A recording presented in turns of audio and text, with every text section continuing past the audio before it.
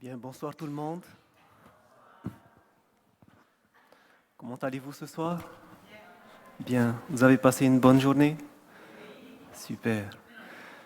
J'espère que vous n'êtes pas trop fatigué et que vous avez l'esprit un petit peu clair pour pouvoir entendre et comprendre la parole prophétique que nous allons étudier ce soir. Il est vrai que ce sont des sujets qui demandent un petit peu de réflexion et ça demande d'être concentré. C'est pour ça que à chaque fois que nous commençons par ouvrir notre Bible, nous demandons l'aide du Seigneur. C'est le Saint-Esprit qui nous enseigne. Eh bien, j'aimerais vous dire qu'aujourd'hui, à l'heure actuelle, beaucoup de personnes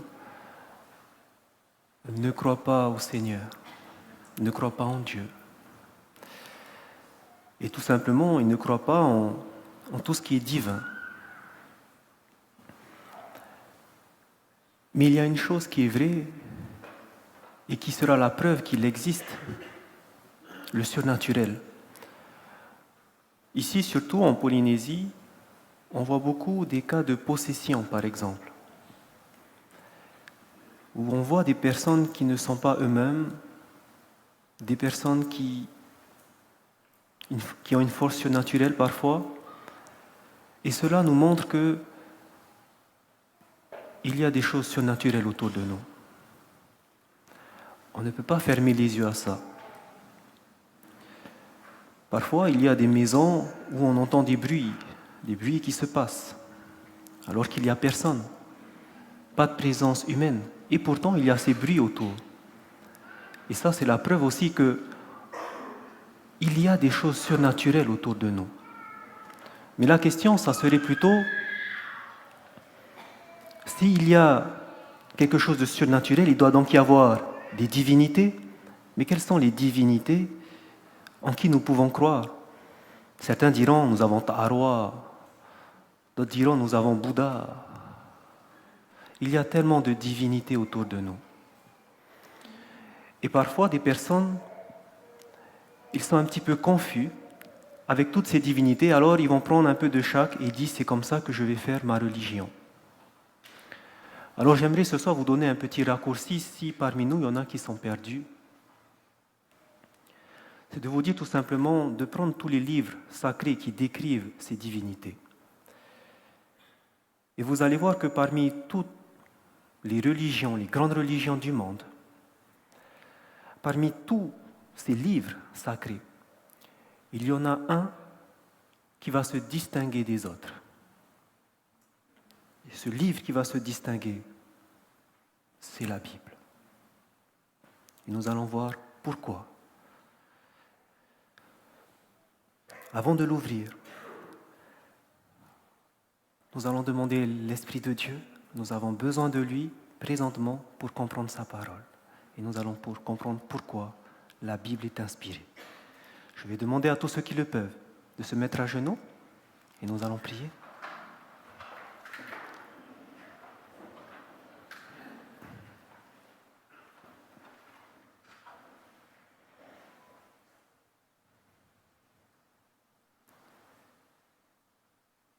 Éternel notre Dieu, tu as appelé ces personnes ce soir à venir t'entendre, parce que tu es un Dieu qui attire les âmes à toi. Tu ne les as pas appelés pour venir écouter ou voir un homme. Et c'est pour cela que je te prie que tu puisses m'effacer, mais que ce soir ce soit ta parole qui parle, que ce soir on entende ta voix. Et je te prie que tu puisses nous enseigner par le Saint-Esprit. Convainc-nous ce soir par ton Esprit. Dispose les cœurs, fais taire les bruits de ce monde et que chacun puisse saisir ces paroles qui viennent de toi. Je te prie que tu puisses dresser tes anges autour de nous et que tu puisses régner en maître ce soir. C'est notre prière que nous voulons t'adresser dans le nom de Jésus-Christ. Amen.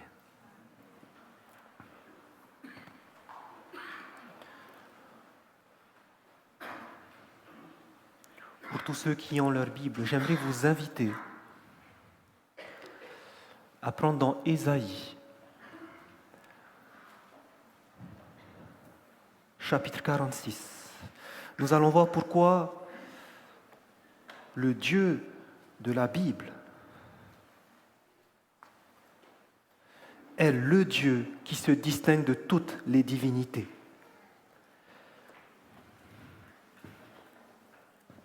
Pour ceux qui n'ont pas de Bible avec eux, vous avez des Bibles à disposition. J'aimerais juste que vous levez votre doigt, faites-le savoir, et des personnes viendront vous emmener une Bible. Est-ce que tout le monde a une Bible ce soir? Ça va? Ok.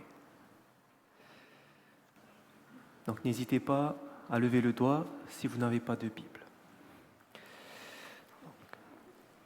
Donc nous prenons dans Ésaïe chapitre 46.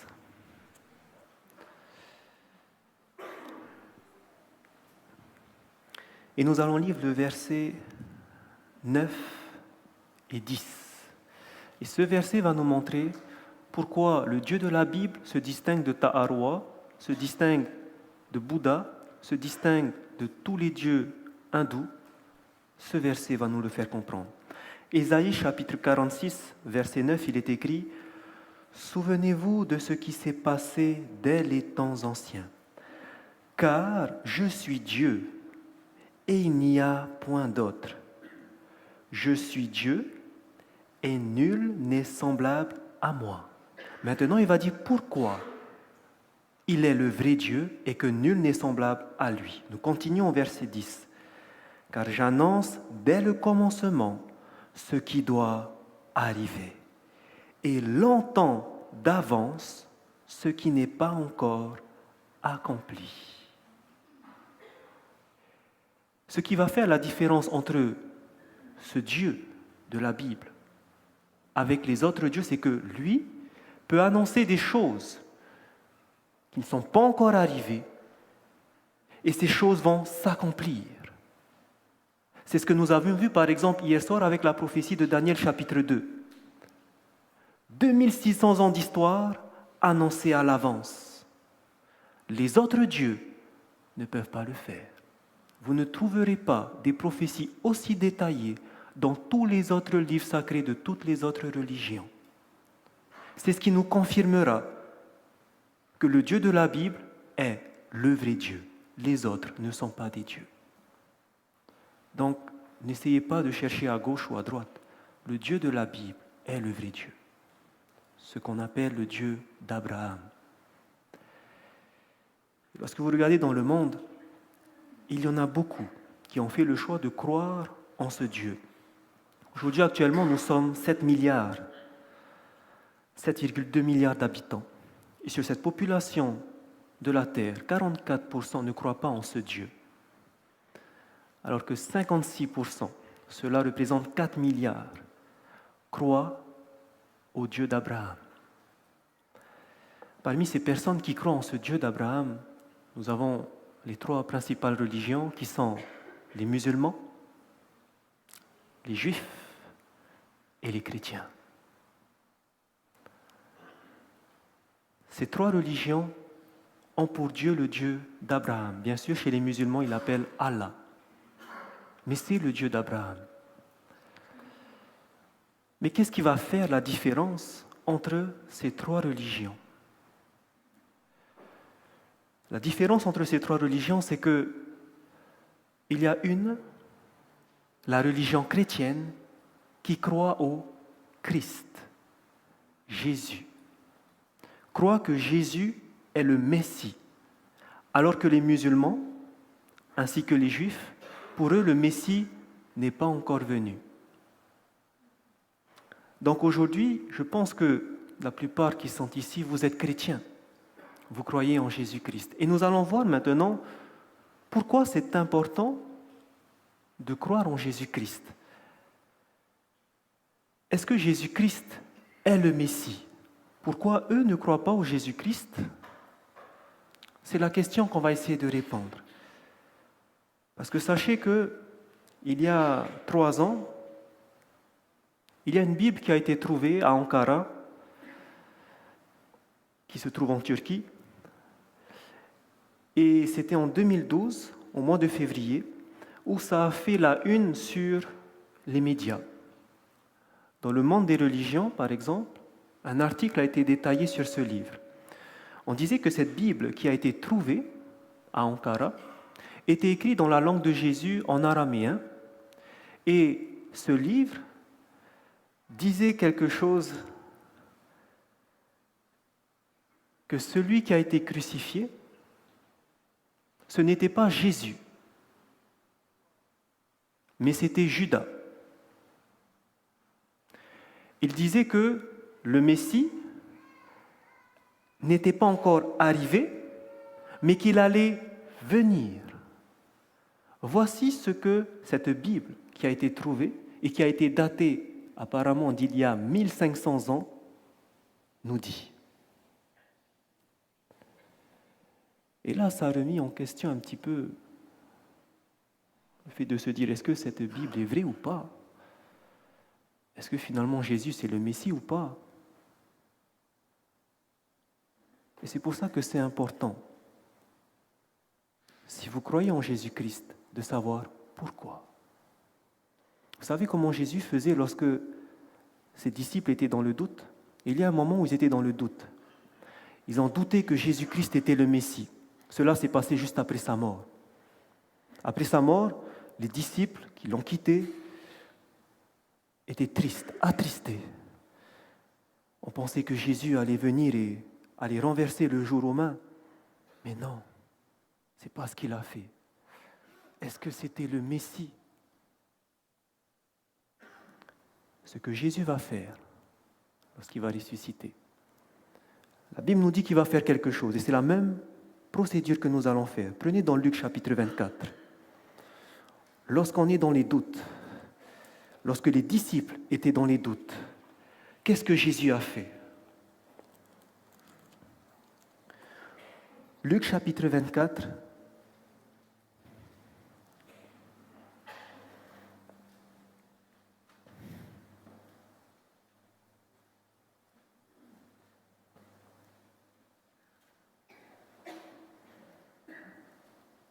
Luc chapitre 24, et nous allons lire les versets 25 à 27. Cette scène décrit deux disciples qui vont marcher sur le chemin d'Emmaüs. Et au verset 25, il est écrit « Alors Jésus leur dit, ô hommes sans intelligence, et dans le cœur élant à croire tout ce qu'ont dit les prophètes. » Verset 26, « Ne fallait-il pas que le Christ souffrit ces choses et qu'il entrât dans sa gloire ?»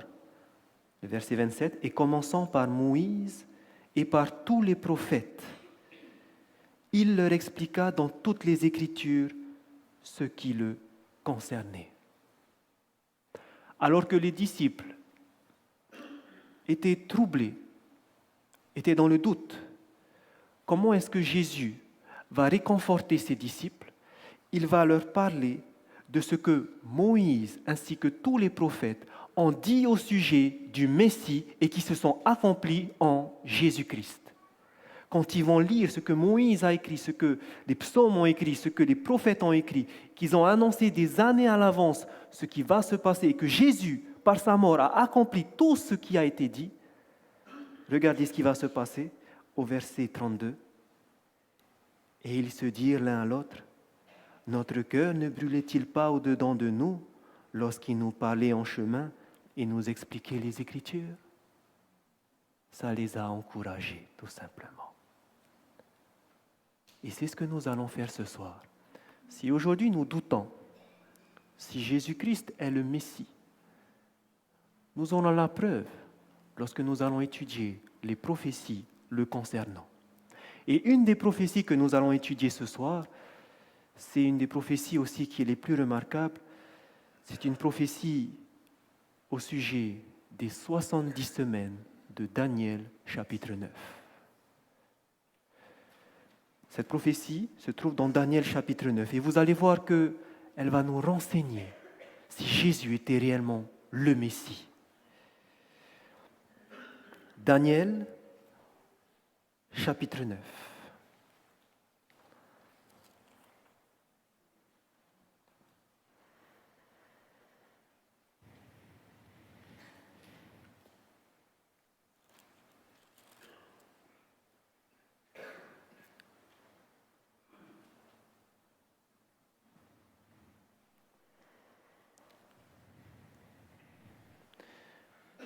Daniel chapitre 9 et nous lirons du verset 24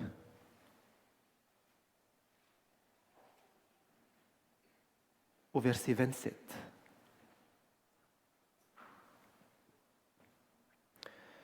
Verset 24, il est écrit « 70 semaines ont été fixées sur ton peuple et sur ta ville sainte pour faire cesser les transgressions et mettre fin au péché, pour expier l'iniquité et amener la justice éternelle, pour sceller la vision et le prophète et pour oindre le Saint des Saints. Sache-le donc et comprends. Depuis le moment où la parole a annoncé que Jérusalem sera rebâtie, jusqu'à loin, au conducteur, il y a 7 semaines et 62 semaines. Les places et les fossés seront rétablis, mais en des temps fâcheux. Après les 62 semaines, un oint sera retranché et il n'aura pas de successeur. Le peuple d'un chef qui viendra détruira la ville et le sanctuaire, et sa fin arrivera comme par une inondation. Il est arrêté que les dévastations dureront jusqu'au terme de la guerre. Il fera une solide alliance avec plusieurs pendant 1 semaine, et durant la moitié de la semaine, il fera cesser le sacrifice et l'offrande. Le dévastateur commettra les choses les plus abominables jusqu'à ce que la ruine et ce qui a été résolu fondent sur le dévastateur. Au verset 24, on nous parle des 70 semaines. Lorsque nous avons lu du verset 25 au verset 27, nous voyons que les 70 semaines sont composées de 3 parties. 70 semaines découpées en 3 parties. Regardez par exemple au verset 25. Au verset 25, on nous parle « Depuis le moment où la parole a annoncé que Jérusalem sera rebâtie, jusqu'à loin au conducteur, il y a 7 semaines et 62 semaines. » Ce sont les 2 premières parties de la prophétie des 70 semaines. 7 semaines et 62 semaines. Ça fait combien de semaines en tout? 7 plus 62, 69 semaines. Il nous reste combien de semaines? 1 semaine pour que la prophétie soit complète. Cette dernière semaine, nous le voyons au verset 27. Il fera une solide alliance avec plusieurs pendant 1 semaine. Nous avons notre dernière semaine. Pourquoi cette prophétie va nous aider à comprendre qui était réellement le Messie? Lorsque vous allez regarder au verset 25, il est écrit « Depuis le moment où la parole a annoncé que Jérusalem sera rebâtie, jusqu'à loin, au conducteur, il y a 7 semaines et 62 semaines. » On nous parle ici qu'à partir du moment où il y aura cette parole qui va adresser que Jérusalem va être rebâtie.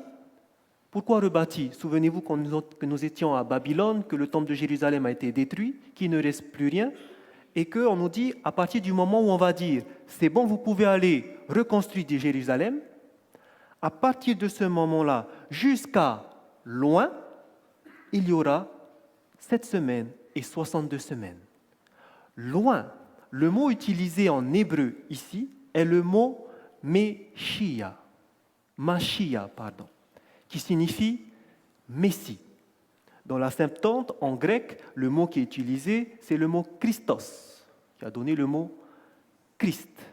Donc on nous dit que la prophétie des 70 semaines, les 69 semaines vont nous amener jusqu'au Messie, jusqu'au Christ, jusqu'à loin.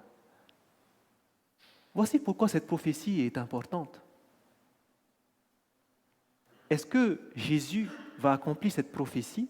Est-ce qu'il va arriver au moment où les 69 semaines vont terminer? C'est ça que nous devons nous focaliser ce soir. Et c'est là où on va voir si Jésus était le Messie ou pas. Ça va tout le monde? Ok.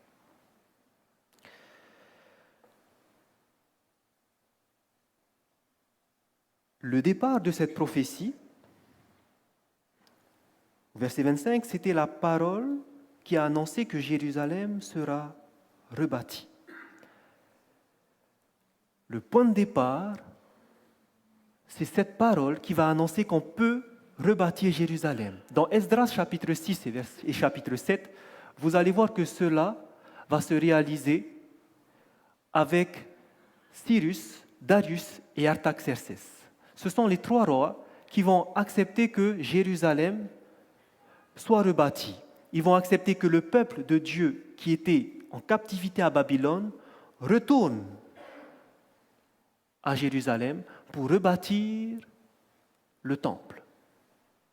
Le décret, par contre, qui a mis en exécution la reconstruction, c'est le décret du roi Artaxerxès. Et l'histoire nous dit que ce décret a été promulgué en 457 avant Jésus-Christ. Nous avons donc ici le point de départ qui va nous dire à quel moment va commencer les 7 semaines et 62 semaines. Le décret d'Artaxerxès en octobre 457 avant Jésus-Christ est le point de départ de cette prophétie. Qu'est-ce qui doit se passer? Reprenons le verset 25. Daniel chapitre 9, verset 25. Depuis le moment où la parole a annoncé que Jérusalem soit rebâtie, jusqu'à loin au conducteur, il y a 7 semaines et 62 semaines, et les places et les fossés seront rétablis, mais en des temps fâcheux. Qu'est-ce qui doit se passer pendant cette période de 7 semaines et 62 semaines? 7 semaines, pourquoi? Parce que les places et les fossés doivent être rebâtis. Jérusalem sera rebâtie. Ce qui veut dire qu'à partir de 457 en octobre, il faut compter 7 semaines pour qu'on puisse rebâtir Jérusalem. Jérusalem va être rebâtie au bout des 7 semaines. 7 semaines, ça fait combien de jours? 7 fois 7, 49 jours. Ça veut dire qu'ils avaient 49 jours pour accomplir la prophétie. 49 jours pour dresser les murs de Jérusalem, le temple et tout ce qui allait avec. Est-ce que vous pensez que c'était possible à l'époque? Impossible. Impossible. C'est pour ça qu'il faut se demander, se poser la question, est-ce qu'on nous parle de 7 semaines littérales? Est-ce qu'en 49 jours, Jérusalem, c'est fini, c'est rebâti? Non. Sachez que dans la Bible, lorsque il s'agit d'une prophétie, les jours aussi peuvent être littérales. Les semaines que nous avons là sont donc des semaines symboliques. Et pour cela, je vous invite à regarder dans Nombre, chapitre 14. On ne parle pas réellement de 7 semaines littérales, de 49 jours littérales, impossible à reconstruire en 49 jours. De quoi s'agit-il? Nombre, Genèse, Exode, Lévitique, Nombre.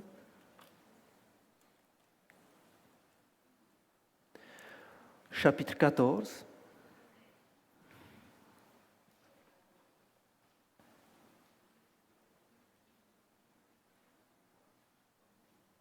Nombre chapitre 14. Et nous lisons le verset 34. Il est écrit, Nombre chapitre 14, verset 34. De même que vous avez mis 40 jours à explorer le pays, vous porterez la peine de vos iniquités, 40 années. Une année pour chaque jour. Ici, cela se passe après que les 12 espions soient partis en Canaan pour visiter le pays pendant 40 jours. Au bout des 40 jours, ils sont revenus. Mais le problème, ils ne voulaient pas faire confiance en Dieu et aller en Canaan pour conquérir les géants. Qu'est-ce que Dieu a fait? Parce qu'ils ont douté de Dieu. Ils sont restés 40 années dans le désert. Et Dieu dit, un jour pour une année. Dieu utilise un symbole de un jour pour une année dans Nombres chapitre 14, verset 34. Prenez aussi dans Ézéchiel chapitre 4, verset 6. Ézéchiel, donc après les psaumes, Proverbes, Jérémie, et ensuite vous arrivez à Ézéchiel.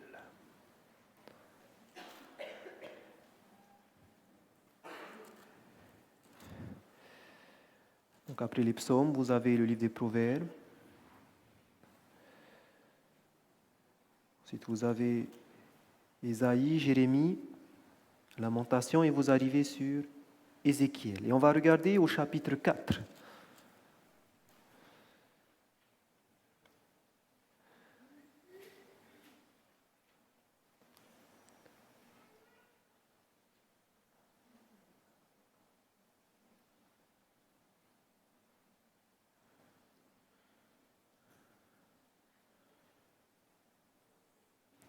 Au verset 6, nous lisons, Ézéchiel chapitre 4, verset 6, « Quand tu auras achevé ces jours, couche-toi sur le côté droit, et tu porteras l'iniquité de la maison de Juda pendant 40 jours.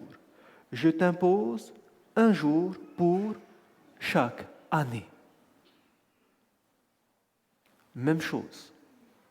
Dieu nous parle bien de jours symboliques. Un jour est égal à une année. Si maintenant on applique ce principe à Daniel chapitre 9, où on nous parle de 7 semaines pendant lesquelles on va reconstruire Jérusalem, ça va nous faire combien? Une semaine, 7 jours. Si un jour est égal à une année, une semaine, ça fait combien? 7 années.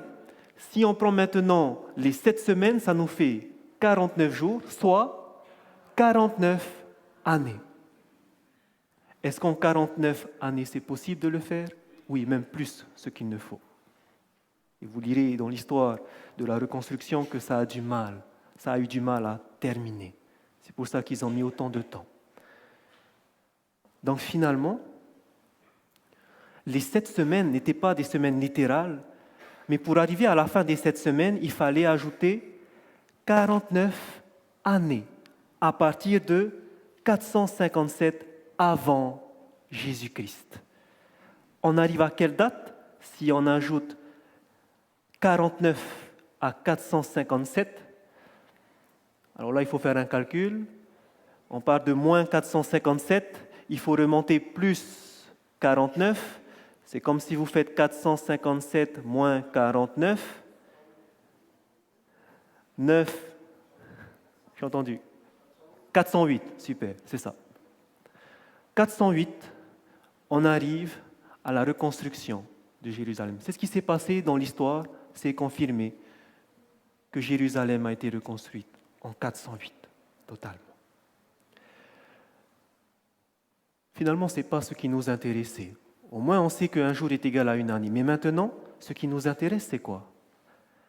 C'est de savoir quand est-ce que va arriver loin le Messie, le Christ. Puisque maintenant, on sait interpréter qu'un jour est égal à une année, on va tout simplement convertir maintenant 69 semaines en nombre d'années. D'accord? On va faire ensemble? 69 semaines. Pour savoir combien ça fait de jours, comment est-ce qu'on... On multiplie par 7. 69 multiplié par 7, 7 fois 9. 63. Je pose 3, je retiens 6. 7 fois 6. 42. 42 plus 6. 42 plus 6. 48. J'ai retenu 3, ça fait 483 jours. 69 semaines, 483 jours. 69 semaines symboliques correspond combien d'années alors? 483 années. Donc finalement, si on part de 457 avant Jésus-Christ et qu'on ajoute 483 années, on devrait trouver l'année où le Messie devait arriver. Mais là, il y aura un petit souci si vous faites le calcul. Pourquoi? Quand vous regardez 457 et 483, lequel est le plus grand? 483. Donc ici, vous êtes dans les nombres négatifs. Moins 457. Si vous ajoutez un nombre qui est plus grand, vous allez vous retrouver chez les positifs, ce qui veut dire après Jésus-Christ. Mais là, il y a un petit souci. Parce que il n'existe pas d'année zéro. Je m'explique. Si vous prenez par exemple une frise chronologique et qu'on part de la date -2 avant Jésus-Christ, 2 ans avant Jésus-Christ, l'année 2 avant Jésus-Christ, après l'année 2 avant Jésus-Christ, vous passerez à quelle année? Un an s'écoule et vous arrivez à l'année 1 avant Jésus-Christ, ou l'année -1. À partir du -1 ou à partir du 1er janvier 1 avant Jésus-Christ, un an après, vous n'arrivez pas à l'an 0. Il n'y a pas d'année 0, mais vous arrivez directement à l'année 1 après Jésus-Christ. C'est ça. OK? Il n'y a pas d'année 0. Un an plus tard, vous arrivez à 1 après Jésus-Christ. Un an après, on arrive à l'an 2 après Jésus-Christ. Ça va tout le monde? OK. Et là, par contre, il y aura un souci. Parce qu'en mathématiques, quand on compte, on a le 0. Regardez le souci, qu'est-ce que ça va être? Si par exemple, je pars de l'année -2, c'est-à-dire l'année 2 avant Jésus-Christ, OK? Et que je dis, je vais ajouter +3. Exemple, je suis en 2010. J'ajoute 3 années. J'arrive en quelle année? 2013. 2010 plus 3, 2013. Regardez ce qui se passe lorsqu'on va traverser l'année 0 maintenant, lorsqu'on va traverser de -1 à 1. Si je vais ajouter 3 années à -2, j'arrive à combien? À +1. Tout le monde est d'accord? OK. Alors regardez. Si je prends mon axe et que je rajoute 3 années, 1, 2, 3, j'arrive à 2. Et là, il me met 1. Pour que je puisse rectifier mon calcul, comme il n'y a pas d'année 0, qu'est-ce que je dois faire pour arriver sur 2? Je dois rajouter +1. Et là, maintenant, si je rajoute tout le temps le +1 parce qu'il manque l'année 0, alors je tomberai bien sur l'année 2 après Jésus-Christ. Donc, lorsque vous voulez faire un calcul et que vous allez passer par l'année où il n'y a pas d'année 0, n'oubliez pas de rajouter le +1. Maintenant, nous allons pouvoir faire le calcul. 483 années en plus.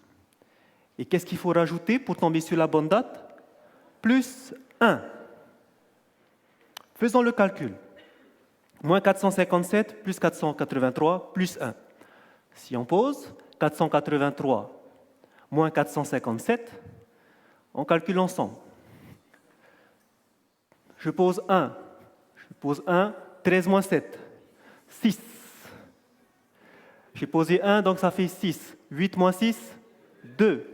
4 moins 4, 0. Donc je suis à 26. Or, j'ai dépassé de -1 à 1, je dois rajouter +1 1 et j'arrive à l'année 27 après Jésus-Christ. Waouh, vous êtes doués. Donc, si j'ajoute 483 années à 457 plus 1, je vais arriver à l'an 27, qui est l'année où loin le Christ doit arriver. La question c'est, qu'est-ce qui s'est passé en l'an 27 après Jésus-Christ? Qu'est-ce qui s'est passé en l'an 27 après Jésus-Christ? Il y a un événement que la Bible relate et qui nous place en l'année 27.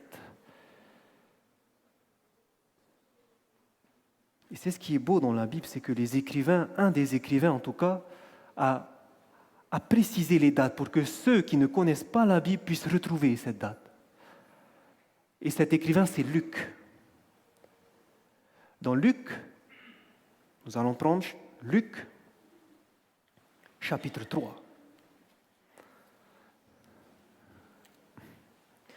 Qu'est-ce qui va se passer en l'an 27?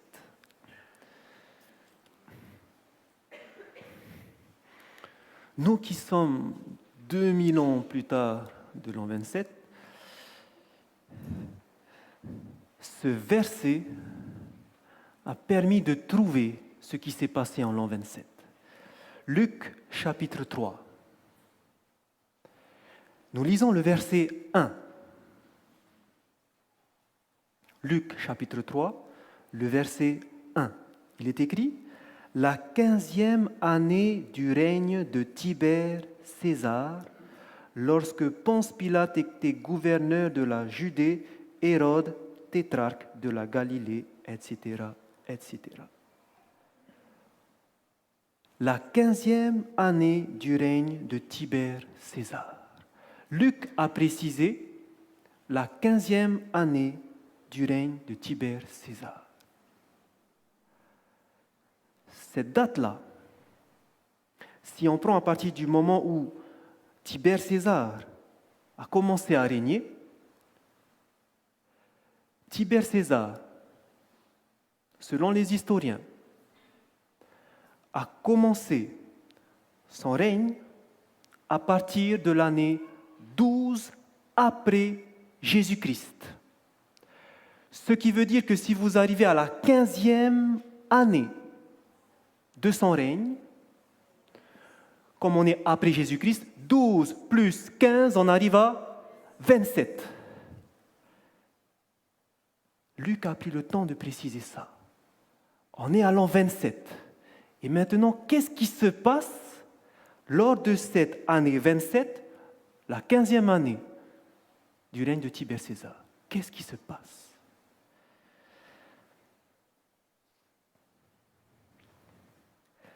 Nous allons lire le verset 21 et 22.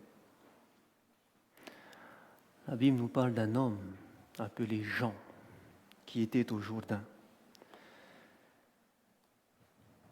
La Bible nous dit au verset 21, tout le peuple se faisait baptiser. Jésus fut aussi baptisé. Et pendant qu'il priait, le ciel s'ouvrit et le Saint-Esprit descendit sur lui sous une forme corporelle comme une colombe. Et une voix fit entendre du ciel ces paroles: tu es mon Fils bien-aimé, en toi j'ai mis toute mon affection. Cette 15e année du roi Tibère César, Jean-Baptiste était dans le Jourdain, et cette même année, Jésus est venu pour se faire baptiser. À la sortie, le Saint-Esprit, sous une forme de colombe, est descendu sur lui. Il a été oint. Oint. Jésus-Christ, cette année-là, s'est révélé comme étant le Messie. il n'y avait personne d'autre cette année-là qui s'était dit lui-même étant le Messie. Jésus s'est baptisé ce jour-là, il a été oint. Nous allons voir la suite et vous allez voir que ça va concorder sur qu'il est réellement le Messie. Mais ce n'est pas formidable de voir ça? Moi, ça m'étonne, hein? Quand je vois comment la Bible est précise et quand je vois comment Dieu a révélé au travers des historiens, des archéologues, tous ces éléments qui confirment ces dates, je suis content parce que je vois que je ne crois pas en n'importe quel Dieu. C'est un Dieu puissant. Maintenant, quelqu'un pourrait se dire, lorsqu'on va lire le verset, lorsque nous lisons le verset 23, au verset 23, toujours de Luc chapitre 3, hein, donc après qu'il se fait baptiser, on nous dit « Jésus avait environ 30 ans lorsqu'il commença son ministère. » C'était l'âge où il s'est baptisé. Il avait environ 30 ans. Et là, quelqu'un pourrait me dire « Mais en l'an 27, il avait 30 ans. »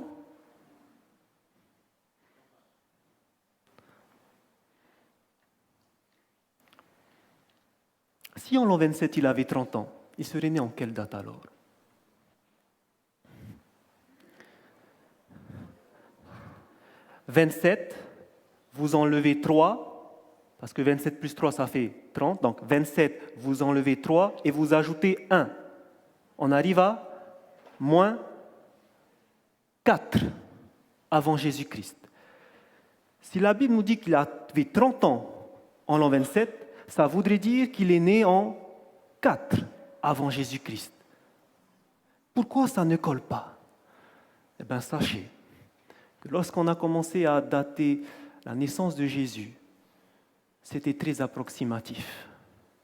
Celui qui l'a fait, c'était le moine Denis le Petit au 6e siècle après Jésus-Christ.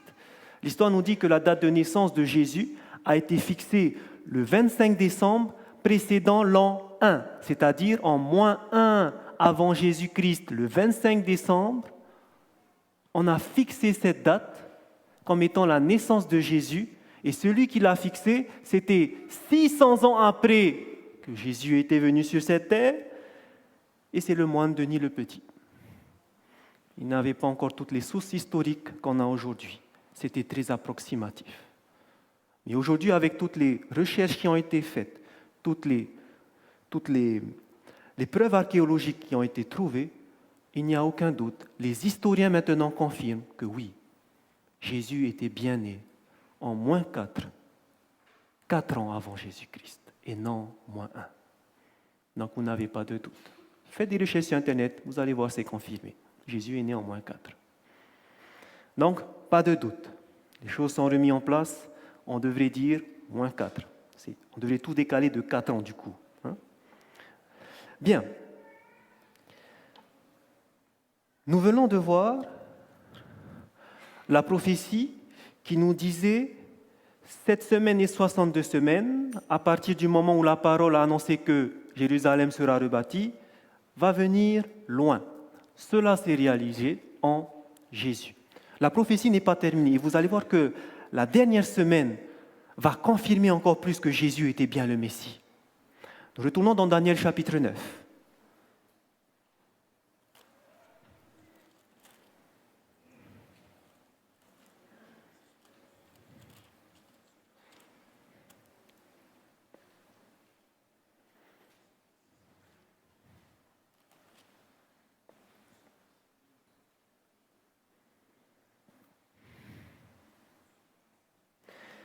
Daniel chapitre 9, et nous lisons le verset 26 et 27. Alors essayez d'être concentrés parce que vous allez voir, si vous êtes concentrés, qu'il y a quelque chose qui est louche. Vous allez voir. Daniel chapitre 9, verset 26, il est écrit « Après les 62 semaines, un oint sera retranché et il n'aura pas de successeur. Le peuple d'un chef qui viendra détruira la ville et le sanctuaire, et sa fin arrivera comme par une inondation. Il est arrêté que les dévastations dureront jusqu'au terme de la guerre. Il fera une solide alliance avec plusieurs pendant une semaine, et durant la moitié de la semaine, il fera cesser le sacrifice et l'offrande. Le dévastateur commettra les choses les plus abominables jusqu'à ce que la ruine et ce qui a été résolu fondent sur le dévastateur. Combien il y a d'acteurs principaux dans les deux versets que nous avons lus? 2. Premièrement, on nous parle de loin, et deuxièmement, le dévastateur. Loin se situe au verset 26. Après les 62 semaines, un oint sera retranché et il n'aura pas de successeur. Et ensuite, on nous parle le peuple d'un chef qui viendra, qui détruira la ville et le sanctuaire, et sa fin arrivera comme par une inondation.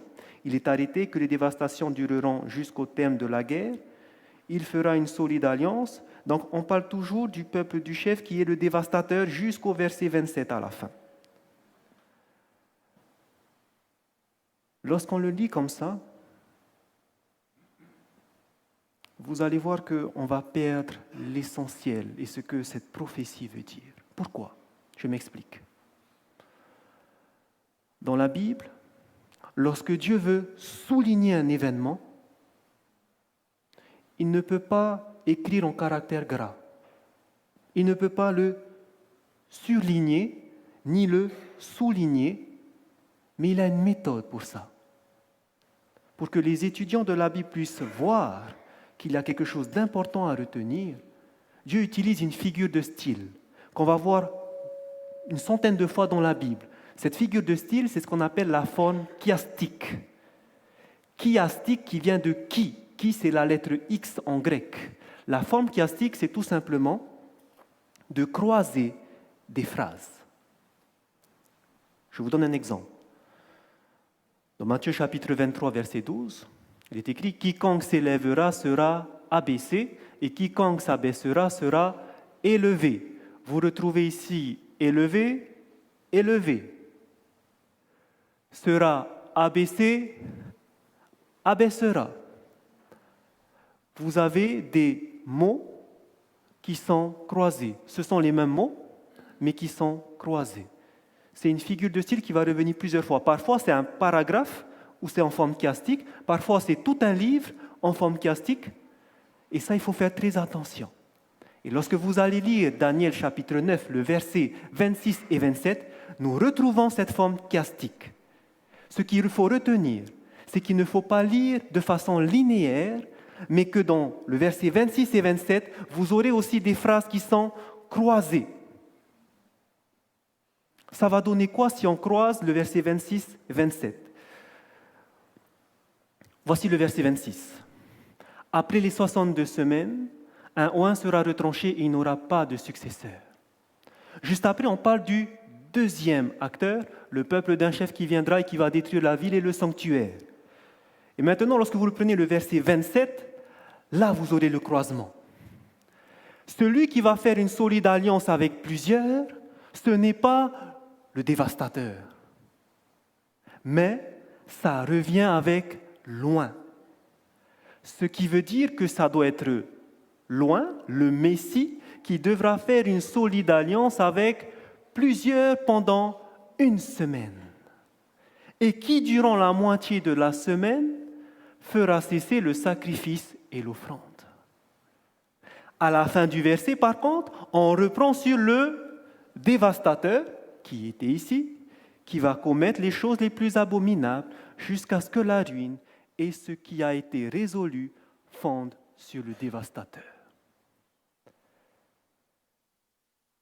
Beaucoup d'interprètes de la Bible, dont les réformateurs, ont compris cette forme chiastique parce qu'ils étudiaient la Bible. Et vous allez voir que si on ne comprend pas comme cela, il y a une erreur qui malheureusement s'est propagée dans la religion chrétienne. On en parlera sûrement sabbat après-midi. Mais sachez que nous avons cette forme chiastique et que c'est très important pour ne pas se mélanger les pinceaux. Maintenant que nous voyons cela, nous pouvons continuer avec loin. Qui était loin? Selon Luc chapitre 3, Jésus. Donc, si Jésus est le Messie, si Jésus est loin, qu'est-ce qui devra se passer? Ce Messie devrait être retranché après les 62 semaines. 62 semaines, vous vous rappelez quand est-ce que ça se termine? En l'an 27. Après les 62 semaines, on nous dit qu'un oint sera retranché. Est-ce que c'est ce qui s'est passé avec Jésus? Après son ministère, Jésus n'est pas resté indéfiniment sur cette terre, mais il a été crucifié, il a été retranché et il est monté au ciel. C'est ce que Jésus a fait. Il y avait bien Jésus qui est mort après les 62 semaines. Regardez bien, on revient. Qu'est-ce qu'il va faire aussi? Loin, le Messie fera une solide alliance avec plusieurs pour une semaine. Pour l'instant, on va mettre ça de côté.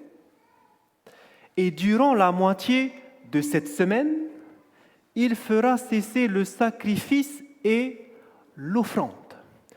Au milieu de la dernière semaine, vous êtes d'accord avec moi, c'est la dernière semaine des 70 semaines. Au milieu de cette dernière semaine, loin devra faire cesser le sacrifice. La moitié de 7 jours ou 7 années. C'est quoi la moitié? 3,5. 3,5 jours ou 3,5 années. Donc on nous dit qu'au milieu de cette dernière semaine, soit 3 ans et demi après la mort, après le baptême de Jésus, qu'est-ce qui devrait se passer?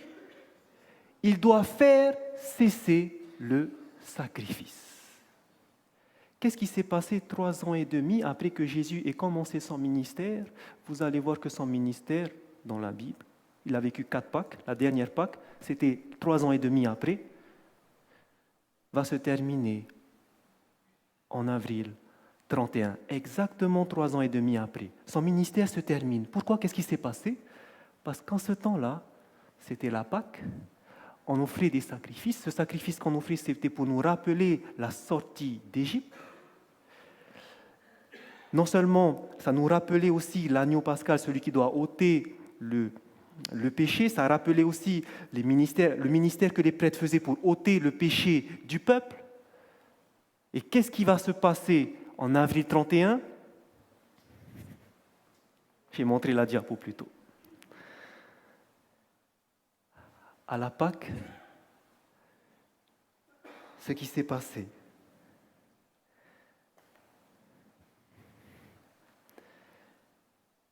c'est que Jésus est monté sur la croix. J'aimerais que vous posiez votre doigt sur Daniel chapitre 9 et que vous allez dans Matthieu chapitre 27.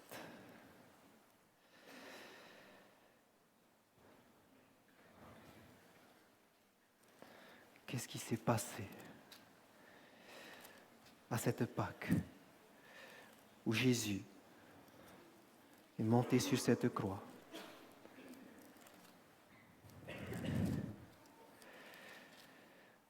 Où loin a été retranché. Que s'est-il passé ce jour-là? Matthieu chapitre 27, et nous allons lire le verset 50 et 51.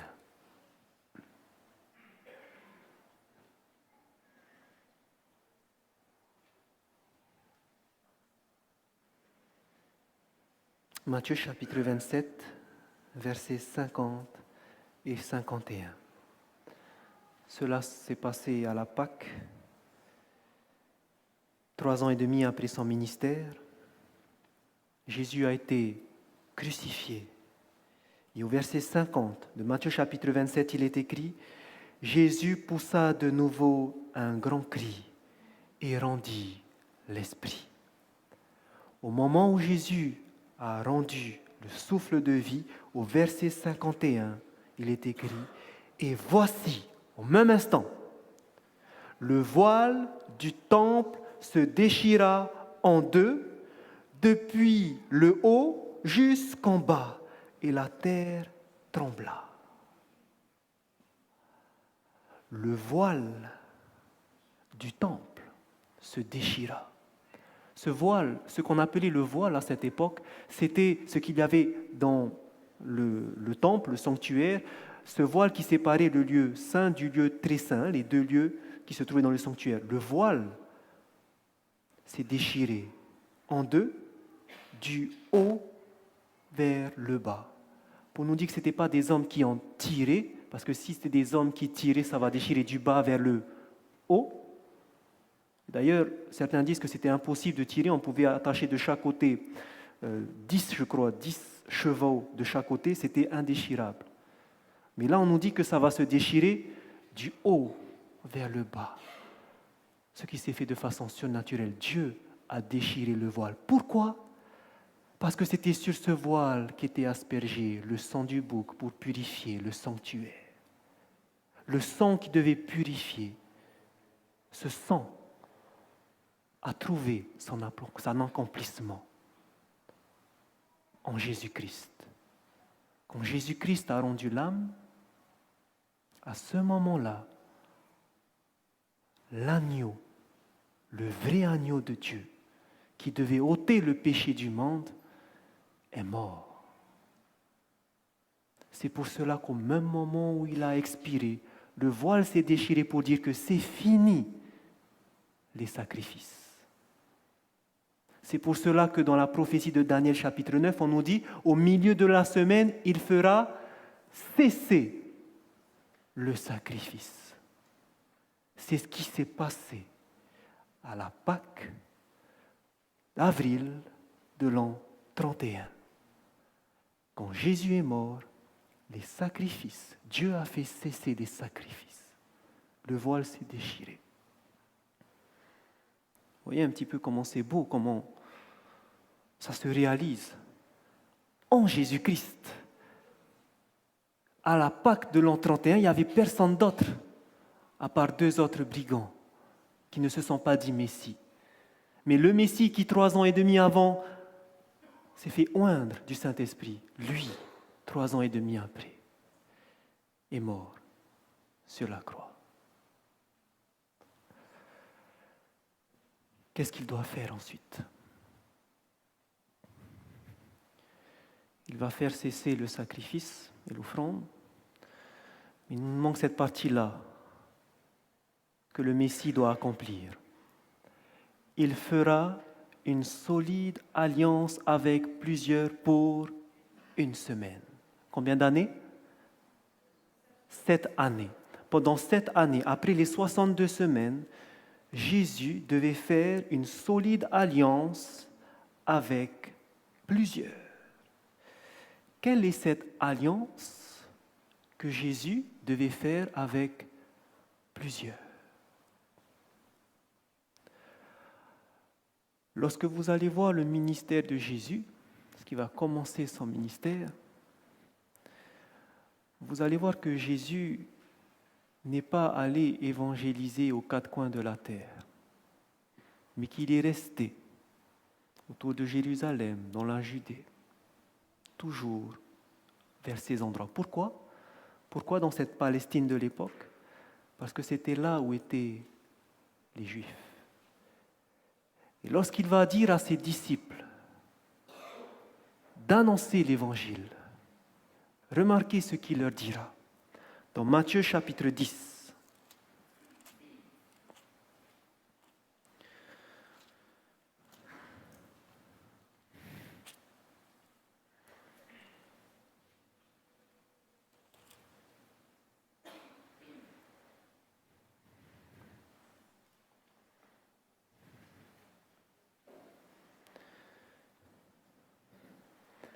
Matthieu chapitre 10. Nous lisons le verset 5 et 6. Il est écrit, Matthieu chapitre 10, verset 5, « Tels sont les 12 que Jésus envoya, après leur avoir donné les instructions suivantes, n'allez pas vers les païens et n'entrez pas dans les villes des Samaritains. Allez plutôt vers les brebis perdues de la maison d'Israël. » Lorsque Jésus, au début de son ministère, en l'an 27, a choisi les 12 disciples, il leur a dit, n'allez pas ni vers les Samaritains, ni vers les païens, mais allez d'abord vers les brebis de la maison d'Israël. Les brebis perdues de la maison d'Israël, c'étaient les Juifs. Allez d'abord vers les Juifs. Et pendant son ministère de 3 ans et demi qu'il a fait avec ses disciples, vous allez voir qu'il va se focaliser sur les Juifs. Lorsque les disciples, à la mort de Jésus, 10 jours après, vont recevoir l'effusion du Saint-Esprit, vous allez voir que l'effusion du Saint-Esprit qui s'est passée à ce moment-là va servir à prêcher le message aux Juifs.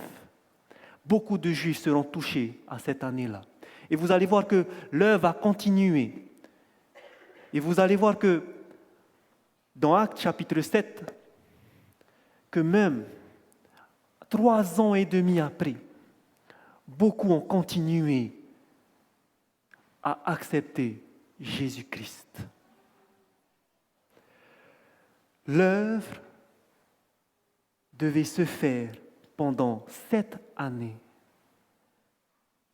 pour les Juifs. Alors que beaucoup de Juifs ont rejeté Jésus-Christ, même parmi, et surtout parmi les dirigeants, il fallait continuer à les appeler, à aller vers le Messie. Et vous allez voir pourquoi tout à l'heure. Seulement vers les Juifs. Qu'est-ce qui s'est passé 3 ans et demi plus tard? Pourquoi? Comment ça s'est terminé ces 7 années? Prenons dans Actes chapitre 7.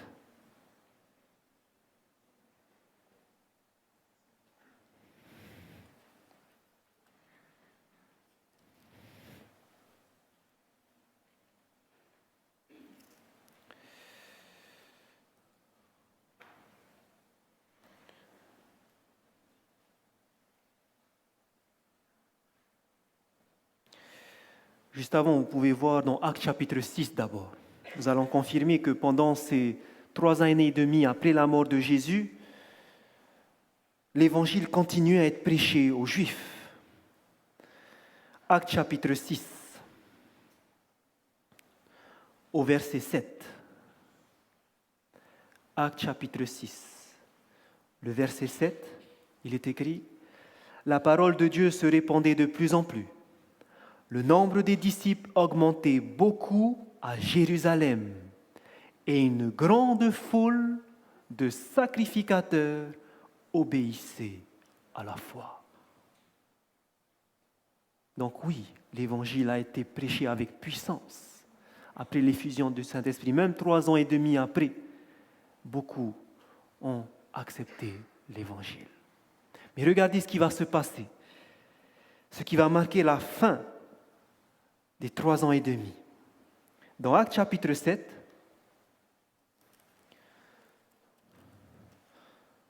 on va nous parler d'un diacre rempli du Saint-Esprit, du nom d'Étienne. Et cet homme qui a été convoqué par le Sanhédrin va leur dire clairement que ce sont eux qui ont crucifié Jésus-Christ, le Messie. Et on va le tirer dehors, on va le chasser hors de la synagogue et on va commencer à le lapider. Et regardez ce qui se passe. Actes chapitre 7, verset 57.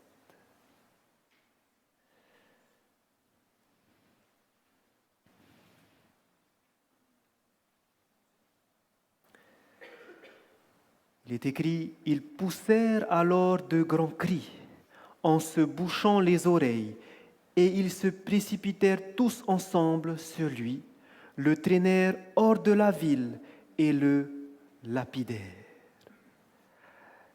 Les témoins, nous allons lire ensuite ça. Donc voici ce qui s'est passé à la fin des 3 ans et demi. En octobre 34 après Jésus-Christ, Étienne a été lapidé parce qu'on a refusé d'accepter ce qu'il avait dit, à savoir que Jésus était le Messie. Traîné dehors, lapidé. Cette lapidation a montré aux yeux de tous ceux qui étaient là que les Juifs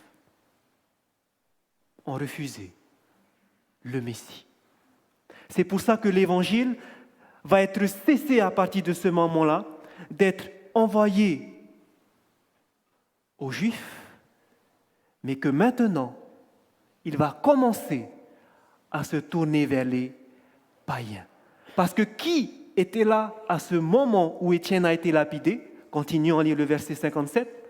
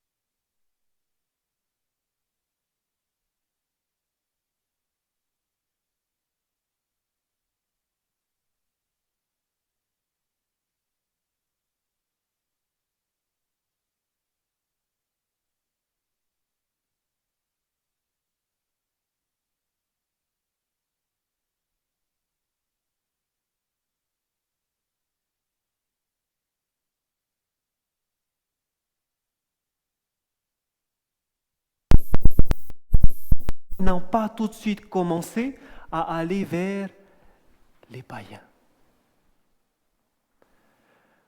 Revenons dans Daniel chapitre 9. Vous allez comprendre pourquoi ça a commencé avec eux. L'alliance solide. 1 semaine, ils devaient faire alliance avec ce peuple. Pourquoi?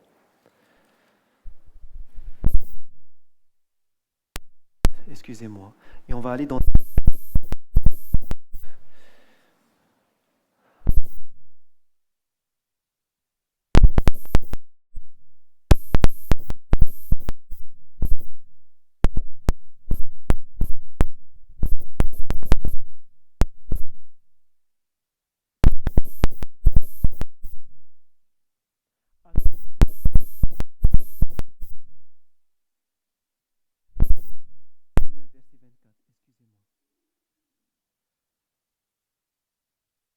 Daniel chapitre 9, verset 24, il est écrit « 70 semaines ont été fixées sur ton peuple et sur ta ville sainte pour faire cesser les transgressions et mettre fin au péché, pour expier l'iniquité et amener la justice éternelle, pour sceller la vision et le prophète et pour oindre le saint des saints. » Les 70 semaines que Dieu a fixées sur le peuple d'Israël, c'était les 70 semaines que Dieu a fixées sur son peuple pour mettre fin au péché. Parce que Juda, parce que Israël, les 10 tribus du Nord, s'étaient souillés avec les dieux païens. Ils ont été mis en captivité par les Assyriens. Parce que Juda a continué, a suivi l'exemple du Juda et d'Israël et a continué à se souiller avec les dieux païens, ils ont été mis en captivité à Babylone. Dieu leur dit, je vous donne 70 semaines maintenant. Vous allez reconstruire le temple de Jérusalem, mais je vous donne 70 semaines. Arrêtez de continuer à faire ce que vous faites. Parce que sinon, je vais vous laisser, je vais me tourner vers un autre peuple. Oui, j'ai fait ma promesse à Abraham. J'ai fait ma promesse à Jacob. J'ai fait ma promesse à Israël. Mais si vous continuez, je vais me tourner vers un autre peuple. Qu'est-ce qui s'est passé? La dernière semaine, cette année allait manquer pour terminer les 70 semaines. Jésus, en sachant que l'alliance allait bientôt terminer avec le peuple, a focalisé ses énergies sur prédication aux Juifs.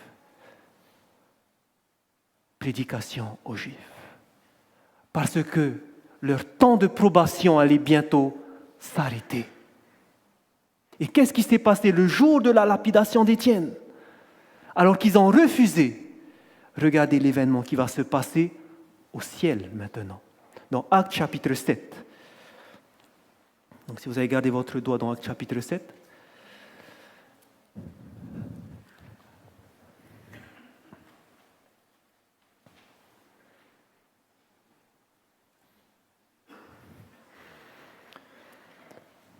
Actes chapitre 7, le verset 55, où il est écrit « Mais Étienne, rempli du Saint-Esprit et fixant les regards vers le ciel, vit la gloire de Dieu et Jésus debout à la droite de Dieu. Et il dit, voici, je vois les cieux ouverts et le Fils de l'homme debout à la droite de Dieu. » Lorsqu'Étienne s'est fait lapider, cela a montré que les Juifs ont rejeté le Messie. Et alors, Dieu au ciel, Jésus qui l'a rejoint au ciel, s'est levé. Parce que vous verrez dans la Bible que lorsque les juges sont assis, ils sont en train de juger. Lorsque les juges vont se lever, c'est pour dire que le verdict est terminé, le jugement est terminé. Jésus s'est levé à la droite de Dieu parce que le verdict est terminé pour le peuple d'Israël. Ils n'ont pas voulu se détourner. Je leur ai laissé du temps. Ils m'ont rejeté. Maintenant, le verdict est prononcé. Je vais me tourner vers les païens. Vous avez compris le but de ces 70 semaines. Et tout ça s'est réalisé avec le Messie. Jésus a accompli cela. Sa mission a été accomplie. Tout s'est passé exactement comme il a été écrit. Jésus a accompli cela.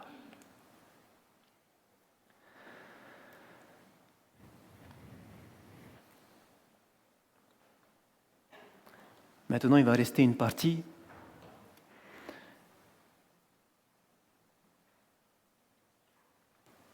C'est lorsqu'on nous parlait du dévastateur. Que signifie alors cette deuxième partie? Jésus a accompli, le Messie est venu. Mais Daniel a reçu aussi l'avertissement de ce qui allait se passer. Parce qu'ils ont rejeté le Messie, alors le dévastateur va venir.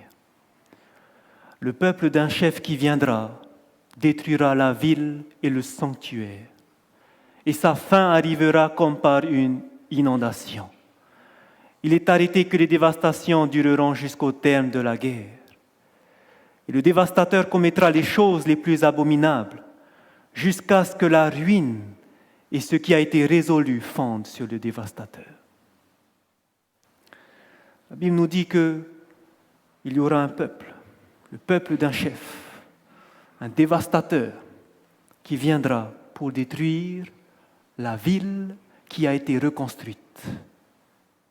Ils ont reconstruit la ville, mais parce qu'ils vont refuser l'alliance, cette ville Jérusalem qu'ils ont reconstruite va être détruite par le dévastateur. C'est cette prophétie que Jésus leur a dit dans Luc chapitre 21. Parce qu'il parlait aux Juifs dans Luc chapitre 21.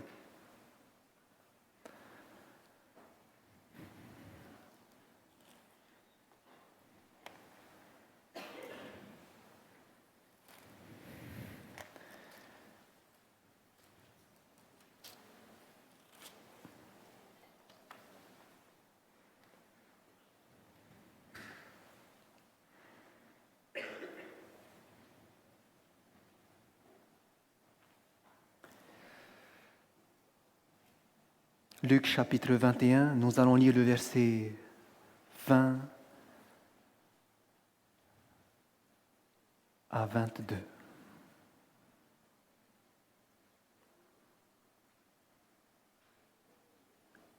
Il est écrit, Luc chapitre 21, verset 20, « Lorsque vous verrez Jérusalem investie par des armées, sachez alors que sa désolation est proche. Alors que ceux qui seront en Judée fuient dans les montagnes, que ceux qui seront au milieu de Jérusalem en sortent, et que ceux qui seront dans les champs n'entrent pas dans la ville. Car ce seront des jours de vengeance pour l'accomplissement de tout ce qui est écrit. » Qu'est-ce qui devait s'accomplir et qui a été écrit? Que le dévastateur va venir détruire la ville. Et dans Luc chapitre 21, Jésus a donné le signe que ça va arriver, que Jérusalem va bien être détruit. Le signe était que lorsque vous allez voir l'armée entourer la ville de Jérusalem, lorsque vous voyez ça, sortez de la ville. Ce signe s'est réalisé en l'an 66. En l'an 66, l'armée du général Vespasien va venir entourer la ville. Ils étaient prêts à assiéger Jérusalem. Et miraculeusement, on ne sait pas pourquoi, l'histoire nous dit que les troupes se sont retournées. Ceux qui ont entendu ce que Jésus a dit, quand vous verrez les armées investir, sortez. Certains se sont rappelés. D'autres ont dit, oui, il a dit, mais ça ne va pas revenir, ils sont partis. Ceux qui ont pris au sérieux l'avertissement, au moment où ils sont sortis, les armées, sont sortis de la ville. Mais d'autres n'ont pas pris au sérieux l'avertissement. Et ils sont restés. 66. L'année 67 est passée, rien. 68 est passé, rien. 69, on continue de vivre la vie de chaque jour. 69, rien. Et l'an 70 arrive. Titus revient avec son armée. Titus entoure l'armée, entoure la ville. Ce qui s'est passé, c'est que le peuple qui n'était pas sorti ne pouvait plus sortir maintenant. Il commençait à mourir de faim. Et il s'est passé des choses abominables. L'histoire raconte que beaucoup d'enfants ont été mangés. Ils n'avaient plus rien à manger. On était obligé de se retourner vers les enfants. Des atrocités qui ont été commises. Beaucoup de personnes sont mortes lorsqu'ils ont attaqué la ville parce que les personnes étaient affaiblies. Le temple de Jérusalem a été pillé. Cette histoire, frères et sœurs, c'est réel. Si vous voulez avoir la preuve de cette histoire, allez à Rome. Sinon, regardez ce qu'il y a à Rome. Vous allez voir qu'à côté du Colisée, donc cette grande, là où on faisait des tueries, des animaux, à côté du Colisée, il y a une arche. Cette arche-là, une arche était dressée lorsque une personne avait la victoire. Et sur cette arche, qui est l'arche de Titus, lorsqu'il est revenu de la destruction de Jérusalem, a dressé cette arche pour dire sa victoire. Et sur cette arche, si vous vous placez de ce côté et que vous regardez dans cette direction, vous allez voir une fresque, vous allez voir le candélabre, le chandelier qui était présent dans le temple de Jérusalem et que l'armée romaine a pris avec eux. C'était pour montrer leur victoire sur le peuple juif. Ça s'est réellement passé. Jésus a dit ça va venir. Dieu a dit ça va se passer. Ça s'est accompli. Ça s'est accompli. Et hier soir, nous avons vu une prophétie qui nous montrait la fin de ce monde. Que ce monde, il n'y aura plus de nation, il n'y aura plus de puissance, c'est terminé. Mais qu'il y aura un royaume éternel qui doit venir. Ce royaume éternel, frères et sœurs, c'est vrai. Tout s'est réalisé. Lorsque Dieu dit la chose va arriver. Ce royaume éternel, c'est ce royaume dont Jésus a tellement parlé lorsqu'il était sur terre. Il a tellement parlé de ce royaume. Et je sais que parmi nous, nous avons tous envie d'aller dans ce royaume. Ce royaume, il nous dit quelque chose. Lorsque Jésus allait quitter ses disciples, il va leur dire dans Jean chapitre 14. Prenez votre Bible dans Jean chapitre 14. Sinon, nous pouvons le réciter pour ceux qui le connaissent.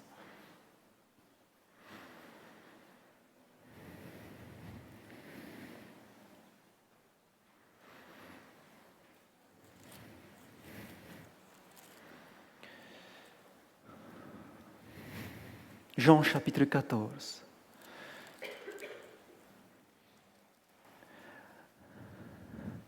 Le verset 1 à 3, où il est écrit que votre cœur ne se trouble point. Croyez en Dieu et croyez en moi. Il y a plusieurs demeures dans la maison de mon Père. Et si cela n'était pas, je vous l'aurais dit. Je vais vous préparer une place. Et lorsque je m'en serai allé et que je vous aurai préparé une place, je reviendrai et je vous prendrai avec moi, afin que là où je suis, vous y soyez aussi. Lorsque Jésus est monté au ciel après sa mort, après sa résurrection, c'était pour aller préparer une place dans ce royaume qui va venir. Jésus est parti préparer une place pour tous ceux qui veulent bien y aller. Et sachez qu'il y a une seule entrée, un seul moyen d'y arriver. Lisons verset 6. Je suis le chemin, la vérité et la vie, et nul ne vient au Père que par moi. Pour entrer dans ce royaume que Jésus prépare et qu'il reviendra pour mettre en place ce royaume, la seule entrée possible, un seul chemin, Jésus. Est-ce que vous comprenez maintenant pourquoi cette prophétie qui a annoncé la venue de Jésus était tellement importante? C'était lui, le chemin qui nous prépare pour le royaume éternel. Ce qui est magnifique, frères et sœurs, c'est que lorsque vous étudiez la Bible, vous allez connaître un peu plus de ce Jésus. Vous allez lire par exemple dans Michée chapitre 5, versets 1 et 2, que son origine remonte aux temps anciens. Qu'il était là dès la fondation du monde, bien avant. Dans Jean chapitre 1, verset 9, vous lirez qu'il était avec Dieu et il était divin, il était Dieu.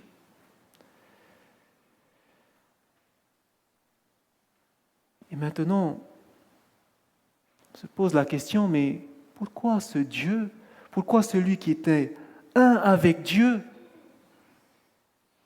a dû venir sur cette terre?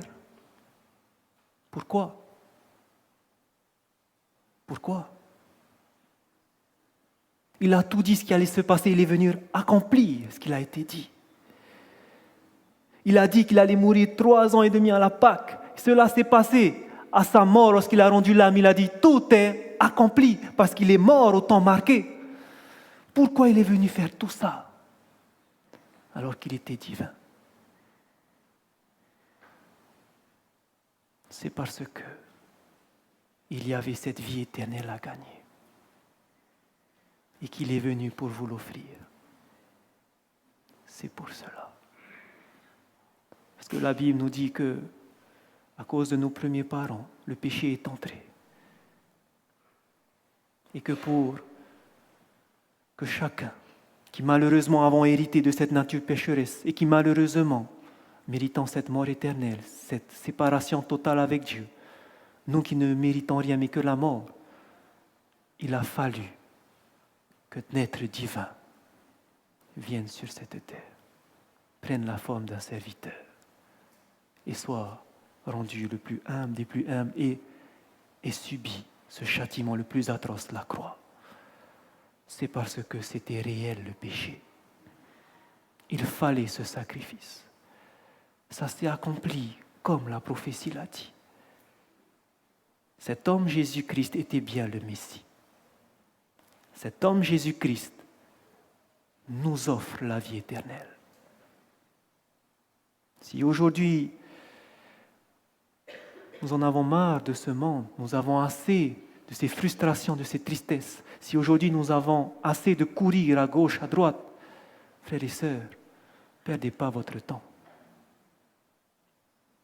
Le meilleur est à venir et le chemin, le voici.